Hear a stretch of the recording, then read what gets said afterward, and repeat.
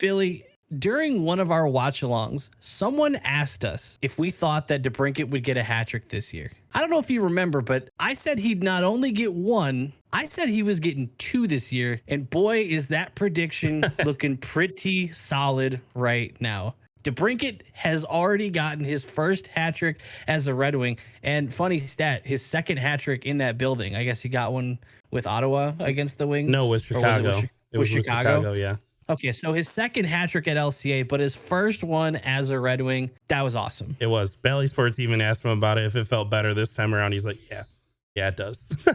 Well, you'd hope so. Yeah. You'd really hope so. But not only did DeBrincat look great, the whole entire line, I was fully prepared to come in here and talk about Larkin and DeBrincat looking phenomenal. It's time to start giving some credit to Lucas Raymond being on that top line with him.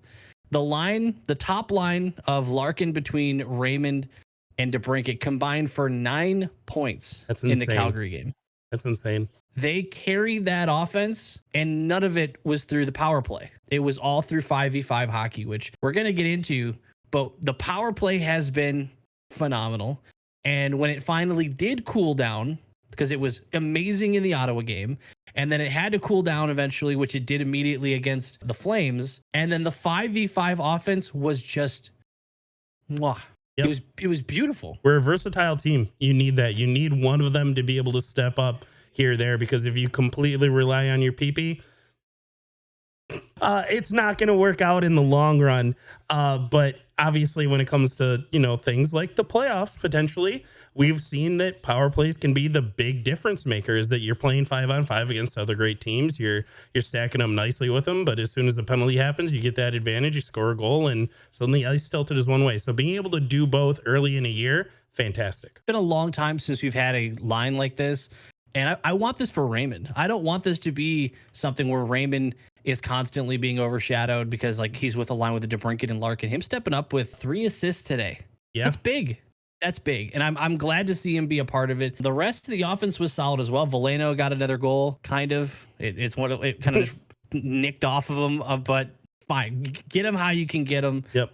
But the offense was looking great. If we want to start, let's take it back to the Ottawa game first, which, by the way, we did a watch along for. If you're interested in that, make sure you subscribe, because we are doing another watch along, at least one this week. We're going to be doing the one on Tuesday against Seattle. That's the Seattle one. Yeah. So that'll be on Tuesday. If you guys want to watch the game with us, you can hit the subscribe button, get notified of that when that watch along starts, if you want to watch the game with us. But we did do the watch along for the Ottawa game. It started rough. The first period we were talking and we were saying, and everybody in the chat was like, this does not look good. This looks like Ottawa showed up to play. They were hungry, and the Red Wings looked bad. We were on our heels the entire time, and going into this game, I know that we talked about how big it could be and that there are no must wins in October, but there can be huge emotional wins that can, direct the next 2 to 3 weeks of your team, where, all of these games matter. This is kind of what we already talked about a little bit in a previous video of when you're counting games.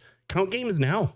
Count games against these people that you're competing with in wildcard spots with Pittsburgh, with Ottawa, instead of just counting them in the final 2 weeks of the season when you're really dying for them. Give yourself that little wiggle room. Give yourself tiebreakers even earlier in a season. It wasn't by any means a must win, but it was big. The game was filled with penalties on both sides. And I believe, I don't have the stat in front of me, I believe that Ottawa had one more power play than we did. I could be wrong, but I believe that's what I saw someone saying. Even if that's wrong, it was pretty even. There were a lot of penalties going both ways. The Wings, they were tough. Capitalized. Some were bad calls. Some were ones you kind of just have to call. I didn't love it. I say it during the watch-alongs, and you know it. I am someone who likes. I'd rather just leave it 5-on-5. I'd rather let the small stuff go. I don't like seeing every little thing get called. It feel like it slows. It starts to look like football when there's a flag out. Every time something exciting happens, penalty, and it's a bit much. But in this particular game, it's probably would help the Wings get back in it, because the Wings power play was absolutely clicking in that game. They felt like they were scoring every single time they were put out there on the power play, and the Senators did not have an answer for it, even with their own power plays. So credit to the Red Wings penalty kill as well. Yeah, that was something that really changed between periods. After that first period, I think their first goal was the Sanderson shot from up top. I still think it hit Larkin. They never really looked more into it, so maybe it didn't. We were really giving them the time and space up top to make things happen. After the first period, we said, no, we're going to just start going high pressure on the points, and we're going to make their side wingers, like, I know that one of them's a defenseman too, but the guys on the side, we're going to make you make the decisions. We're not going to let the guy up top find his lane and, you know, create the havoc in front and make Brady Tkachuk be extremely useful. So making those changes as the game was going was big. I do want to specifically say on penalties real quick, the stuff that I don't like personally is when Sherratt just kind of like hugs a guy off the pile, right? Like in front of the net, kind of just has his arm like, yeah, a little bit like on the chest, kind of neck area, but it's not like he's like holding him back. He's not like restraining him like crazy or anything like that. The Raz one, when he also just went with Tkachuk and, you know, gave him a little smack. It wasn't like a punch to the head or anything like that. The one that is good, and we have to not do this, especially from our captain. Larkin can't make that cross check on Giroux. He got baited into it. That can't happen. I know that things get heated on the ice, but I'm absolutely against cross checking as a whole. Just stop doing it. They're going to call it. I think that's like the big thing they're trying to do this year. Yeah, shout out to our PK. Shout out to the coaching staff making those changes. When it comes to discipline, and this is going to be the last thing I'll say on the Ottawa game specifically, I'm going to give Billy some credit here. He doesn't know this is about to happen. I'm going to keep this very brief. A portion of the last video was left on the cutting room floor. Billy did call that they were going to boo the heck out of DeBrincat. And I really didn't think there was going to be a reason to, but man, did they want to. And the reason I bring that up with them booing him so hard is because it kind of felt like the fans, and maybe not the players, but just felt like they were playing him really aggressively. So maybe I would hope they'd be more professional than to let that distract them. But especially it felt like with the Ottawa fans, they cared more about DeBrincat doing poorly than the Senators winning that game. Yeah, it felt like they were going after him. They were trying to get in his head. They were like, you could tell that Tkachuk took two, was it like coincidental penalties? Yeah, or a double, or not double minors, but we're matching minors, whatever you want to call them, where he's taken himself off the ice multiple times. And we'll take that trade any day. Yeah, well, of course we'll take that. So seeing the Senators feel like it felt like they were not prioritizing the win, and the Wings absolutely did. Yep. And that's what you hope to see. I think we play him again next time. Is that when they go like overseas? Yeah, the next time I believe we play him in Sweden. Okay, so it's going to be a little bit before we see that team again. This was the first game I kind of will admit to kind of feeling the rivalry a little bit. I don't think I felt it previously, but I'm starting to see it. And I think when the two teams are rising at the same time and you have the same goals at the same time, that's what's starting to do it. And now with the DeBrincat situation, the rivalry's starting to heat up, and I think we're going to enjoy it. I think it's going to provide some good hockey. Yeah, I'm absolutely with you on that. Jumping to the Calgary game, power play didn't show up. Not at all. Quite literally zero. To be fair, the power play looked good. I know you missed a good chunk of the first period. Yep. The first couple power plays, it was everything you saw in the previous games. Puck just didn't go in the net. So it wasn't a situation where the puck was getting dumped and it couldn't make entry. It looked pretty electric. It looked like something was going to happen. They just couldn't quite bury it. But that didn't matter because they played the best 5v5 hockey we've seen so far this season. Yeah, so similarly to like the Columbus game, these are games that you should win, and we completely dominated them. It's kind of what you see all the great teams across the NHL do, is they just beat the teams that they absolutely should. And I want to give a shout out to Raymond. We talked about him a little bit at the start, but there's been a lot of pressure on him, especially from even you and I, where we put him as, I believe, our number 2 breakout player for the Red Wings this year in that video that we put out. And we both talked about how he was going to be a great goal scorer. And that's why I didn't think that he would be a great option on that top line. Completely proven me wrong. I was completely wrong about what Raymond could be and how he could continue to grow as a player. And right now, his playmaking,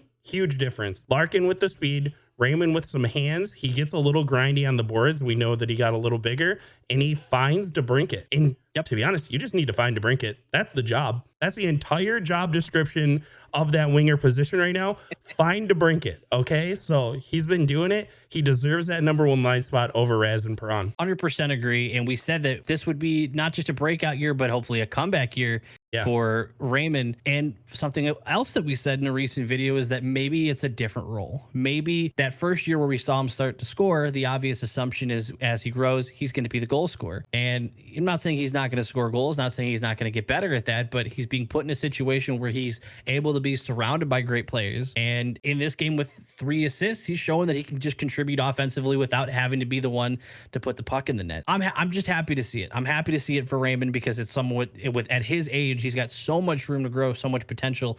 You want him to find his way and you want him to get comfortable. And as for giving credit where credit's due, Reimer stepping up for his second game. Yes. Second game as a backup and showing that he can be that backup that's not going to be Swiss cheese and net and let your boys do their thing. Yeah, already 2-0, already has a shutout, already has this solid game. I know he gave up a weird one off of I don't even want to call it necessarily a knuckle puck, but it's essentially what it was. Puck was flat on the blade with the shot that was being taken, and it looked like it was at a weird spot for him to see it through Sider's stick. At the same time, Reimer looks comfortable, looks confident, and we've stressed how important this role can be to take the weight off Ville Husso, who had his best game against Ottawa. I think it was 38 saves or something. Husso has been doing great. Reimer has that backup spot on lock right now, and I just feel happy to still have Lyon around. So just knowing it's there. And by the way, Reimer was a 935 with 29 saves against Calgary. So it's not like they weren't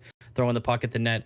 And he came up with some big stops in that game. There were some. It was kind of like with Husso. Husso's not keeping up as much statistically, so it's not looking as pretty on the stat sheet. But we've talked about it where there's not really a stat for goalies for clutch. And that's what Husso was doing, where he was stepping up in those crucial, big, opportune moments that are usual score. I would love to see his save percentage for scoring chances versus just shots on net, because Husso and Reimer have both been very clutch in that regard. Yes. The other thing that I've noticed about this Wings team is when we're clicking or when we're not, it's our passing. You and I grew up playing hockey, and it was always just kind of like shoved down your throat. Passing is the most important thing you can do. And when you're a kid, you're like, no, it's not. It's shooting. I want to shoot. I want to score. To ever get to that position, it's about the passing. It's something that very much improved in the game against Ottawa. In the game with Calgary, it was just there the entire night. It felt like our entire breakout, our neutral zone, everything was strong. It's what leads to our power plays being so strong. The number of little passes, specifically, I'm thinking on the ghost goal. Right off the faceoff, it was just tic-tac-toe. I think everyone touched the puck. I believe Larkin wins the faceoff to Sider, down to Perron, to Cat, to Larkin, to Ghost, maybe? I think that may have been it. If I'm wrong, I'm wrong. But I believe so many of the people either way, it looked like it went exactly the way it looked on the whiteboard. Yep, exactly. It looked exactly like it went to plan. And speaking of the passing, Bergeron got his shot. Bergeron got to go out there, play. Didn't rack up any points, got a shot on net, but he did look decent, just purely carrying the puck. And you're the one, I don't remember who it was to, but you said he had a really good pass to Zarnik. He did a little between the legs, like had a defender on him, found a lot of open space with it. I think there was a decent opportunity that came out of it. Yeah, so hopefully we get to see him grow a little bit. He's definitely got plenty of time to do so. It's early in the year. He's going to get his shot because, of course, the news came out. Fabry's going to be out for at least a month. We joked about it, but that was actually insane. That sucks to see or to hear that he's going to be out that soon, but it's what we talked about, when a lot of you in the comments were saying that you were worried about, like, oh, these guys in the minors aren't going to get their shot because you have these veterans. People get hurt. Injuries happen, and it didn't take long, obviously, and you've already got some getting their shot. Looking forward to the week, though. Next game is on Tuesday against the Kraken. Again, that's when we'll be doing a watch along. By the way, if you want to throw any predictions down or give your thoughts on the previous game, jump down to the comments right now, hit the subscribe button, and let us know that you're going to be there for the watch along on Tuesday. So we'll be doing that right here on YouTube, where you guys can watch the game at home, and you can kind of just watch it with us and react with us as the Wings put up a great start to the season, which is going to continue on Tuesday against the Kraken. The Kraken being, as of this recording, which currently it is Sunday night of the 22nd, they're 1-4-1, third worst in the league with goals for. And struggling to score 3.33 goals against, which, I mean, a team like this, a team like the Red Wings, sounds like could be a team that they could light the lamp against. Yeah, this is something I bet that we're going to put Husso back in, but this would be another opportunity that I'm okay with giving Husso a break. That was a big game with Ottawa. It really wouldn't have been that long. We just had back-to-back games. I would feel comfortable with a Reimer going in here. Expected to win this. It's a slow start for a pretty pumped-up team over in Seattle. Like we're talking about trouble scoring. Okay, that should be a good opportunity for our defense to, stay consistent. Their goals against at 3.3. If our offense is hot and it's clicking, this should be a win. This goes under the category with Calgary and Columbus again. Get your 2 points. Yep. 2 days later, they're staying in LCA. So that, again, the Kraken game is at home. They're staying at LCA against the Jets, who are currently 2-3 as of this recording. Yep. And their goals for is 3.2. Goals against is 4.2, which is a little surprising. Going into the season, I would have expected better on the defensive end and a little worse on the offensive end for this team. I'm expecting a physical game. I think they're a bit of a slower team, a bit of a tougher team. They got some good scorers with Kyle Connor, someone you definitely have to look out for. So there is a target of shutting down. And with the target of shutting down, there's a target to beat in Hellebuck. We're absolutely going to see Hellebuck that game. We're no longer the Red Wings where we see backup goaltenders anymore. We're a team to beat right now. Expect to see the number one goalies coming out each week. This is going to be a tough one, but I could see it being real close. I would still expect the Red Wings to take something like this right now. Speaking of teams to beat, to end out the week, we are heading to Boston to take on the Bruins, who as of right now are 4-0. They are currently playing as we speak, so it could change. Yes. Still a scoreless game. It looks like they're still 0-0 after one period against Anaheim. But as of right now, they are 4-0. That one's going to be a test. Yes. Their goals for 3.25. So normal, fine, good. What's really their strong suit? 1.5 goals against average through 4 games. They are first in the league, not by a lot, but first. The things that I do want to say to take them down a peg, their wins are against the Hawks, Preds, Sharks, and Kings. The only one that I really respect through there is the Kings. There hasn't been a true challenging win yet. You could say like the Hawks, obviously in the rebuild. Preds, very similar but worse version of Boston. The Sharks, they're looking for the number 1 pick going this year. And the Kings, yeah, respectable win, absolutely for sure. So this is going to be a big test for our offense to go against their defensemen and their goaltending. They might be the best, obviously supporting it statistically, but going into the season, what is expected to be their strong suit is that. So it's going to be real fun. It's going to be a fun Saturday night game. You hope so. I mean, because that's kind of what we were feeling about the Ottawa one, because they're expected to be where we are, but with how we handled them and how we hope to handle the Kraken and the Jets, this is going to be one where it kind of feels like, all right, you're punching upward. Yep. And you're gonna hope that your team steps up to that task. It could be a loss, but at least if it is,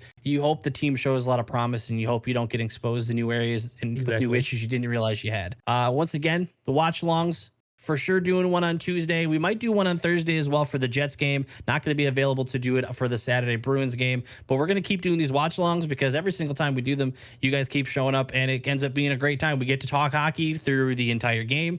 It's been a lot of fun. Shout out to this is the first time we get to do this, by the way. Shout out to our members and supporters of the channel, which you'll see scrolling on the screen or flashed on the screen. I don't know. We haven't done it yet, so I don't know how Biz is going to put that on the screen yet. But everybody below us, or for me, where I am, down in that direction, thank you guys for supporting the channel. If you would like to do that and get some cool emotes for when you watch the watch alongs with us, feel free to do that with us. But yeah, we'll see you on Tuesday. Thanks for watching. See you in the next one. Bye.